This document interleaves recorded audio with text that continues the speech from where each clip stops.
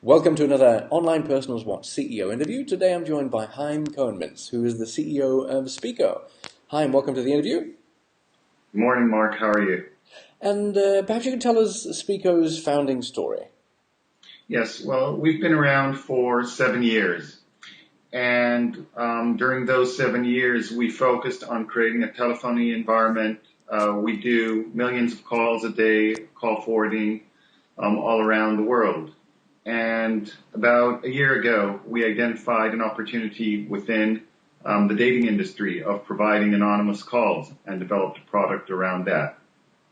Tell us more, because the industry has actually seen a couple of companies like this in the past. Most notably, Twilio and Jar Jar got significant traction in the industry with Friend Finder and Match.com. What does Spikko offer? Well, what we did was we looked at what the other companies were offering, and we tried to differentiate our offerings from them. We also did some market research on the need for anonymous calling, and we found that there was actually quite a big hole within the industry. We found out that those companies that implemented anonymous calls were actually very happy with this type of a product.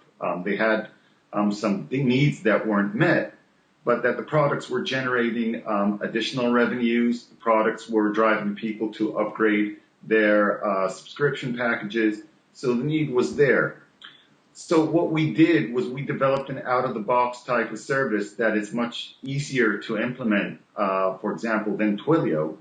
And we've developed it, and we're offering it now to the industry. We're hearing some very, very good responses. So, see, that's where I've been in rather a quandary, because the larger companies have implemented and stuck with anonymous calling, but a lot of the smaller companies just haven't tried it. Why is it so difficult? Well, actually, implementing it on a service like Twilio is quite complicated because Twilio offers a telephony system that a programmer needs to define and then implement. So, for example, just as an example, to make a call.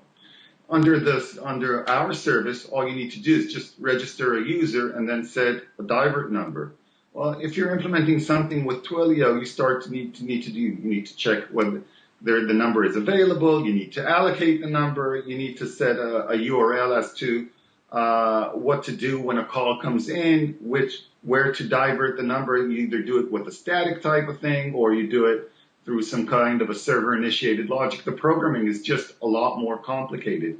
What we've done is we've dumbed it down and made it really easy for websites to implement. You just register a user, you set the divert number, boom, it's done. So it really depends on the type of website. Some websites, you would have the user paying for the receiving calls. This would probably work more on the sugar daddy sites or on some more adult-related sites. Under other sites, you would have the calling party pay, so the caller would pay.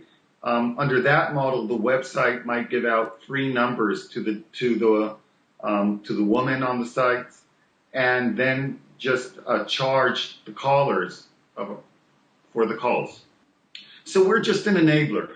It's up to the dating site to figure out how much they want to charge the users, whether they want to bundle it with other services or do it as a standalone type of service. Just to put things in perspective, in the U.S., we would just charge 3 U.S. cents per minute. So, the website can charge a significantly larger amount. So what happened with Jar Jar? What's the story behind Jar Jar in the industry?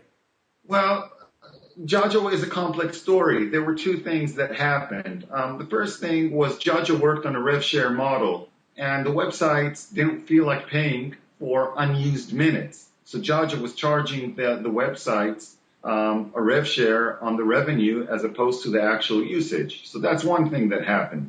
Second thing that happened was Jaja was just acquired by Telefonica. And to be honest, they had bigger fish to fry after the acquisition, and sort of the dating industry fell off their radar. And a couple of companies switched over to Twilio. Why was that? Well, the companies that switched over to Twilio were the companies that already had the Jaja product. They knew exactly how the product worked. They knew exactly their requirements. They copied nearly every feature that they implemented at the time. And they also had a lot of firepower in terms of programming.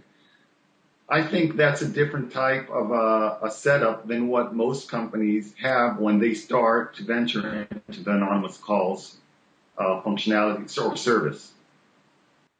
Thank you, Mark, very much.